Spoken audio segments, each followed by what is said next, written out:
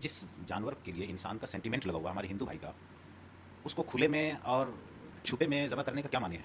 जब वो हमारी माता है तो खुले में भी उसको ज़बह करना जुर्म है और छुपे में भी ज़बह करना जुर्म है। माँ को अगर खुले जगह में हम मर्डर कर दें तो उस पर हमको जेल जाना पड़े और छुपा करके मर्डर करें तो जेल नहीं जाना पड़े। ये तो समझ में नहीं आ रही बात। ये कौन सा सेंटिमेंट है भाई। मुसलमान जो है वो मांग कर रहे हैं कि आप इसको नेशनल इसका दर्जा दे दीजिए, झमेला ख़त्म कर दीजिए। मुझे समझ में नहीं आ रहा है कि जिस जानवर के लिए इंसान का सेंटिमेंट लगा हुआ हमारे हिंदू भाई का, उसको खुले में और छुपे में ज़बह करने का क्या माने है।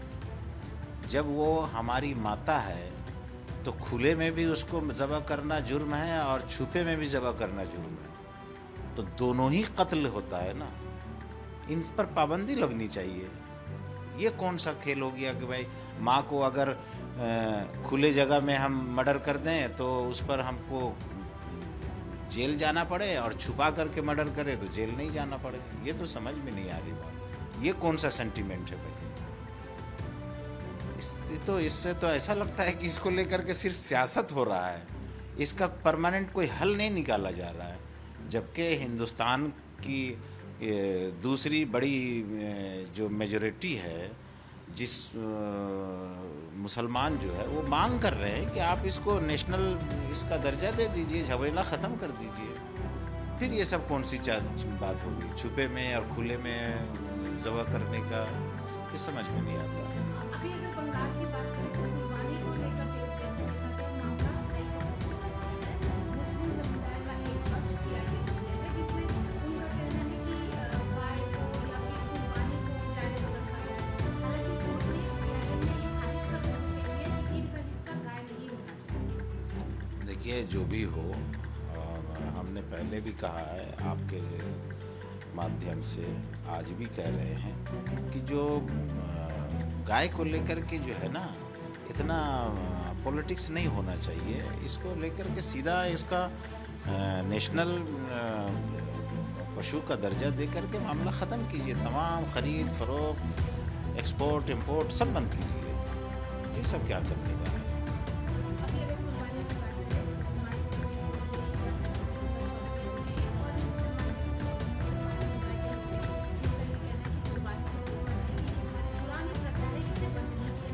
तो हमारे देखिए, हम किसी के बात पर टिप्पणी करना नहीं चाहते हैं। हमारे यहाँ पश्चिम बंगाल में जो 1950 के कानून को लागू किया गया है, हम भी कह रहे हैं कुर्बानी हम क्यों नहीं करेंगे, लेकिन हम कुर्बानी करेंगे जिस जानवर को मना किया गया उसको नहीं करेंगे। हमारे हिंदू भाई का सेंटिमेंट उससे जुड़ा हुआ है तो हम नहीं करेंगे। हम बकरा खसी कुर्बानी करेंगे। कुर्बानी मना नहीं है, एक जानवर को मना किया जा रहा है कि इस जानवर को नहीं करना है तो नहीं करेंगे, कोई बात नहीं। आपको लगता है ऐसा कि जो ये बोल रहे हैं कि कुर्बानी होगी, गाय की भी होगी, ऊँट की भी होगी या जिसकी भी होगी वो एक जिद है? देखिए, कौन क्या बोल रहा है हमको उस पर हमको कुछ नहीं बोलना है। हम अपनी बात कर रहे हैं कि हमारे पश्चिम बंगाल में जो कानून लागू किया गया है वो उसके हिसाब से हम कोई भी इलीगल काम नहीं करेंगे। 28 को बकरीद आने वाली है, आप इमाम होने के नाते क्या मैसेज देंगे? हम सबको कहेंगे कि जो कानून के दायरे में ईद की नमाज़ पढ़िए, कुर्बानी कीजिए। ईद के जिस जानवर को मना किया गया उसका कुर्बानी मत कीजिए। जो जानवर आपको अवेलेबल है, खस्सी है, बकरी है, उसको कुर्बानी करके अपना ईद अच्छे से मनाइए, खुश रहिए, बहुत अच्छे रहिए और किसी कंट्रोवर्सी में पड़ने की ज़रूरत नहीं।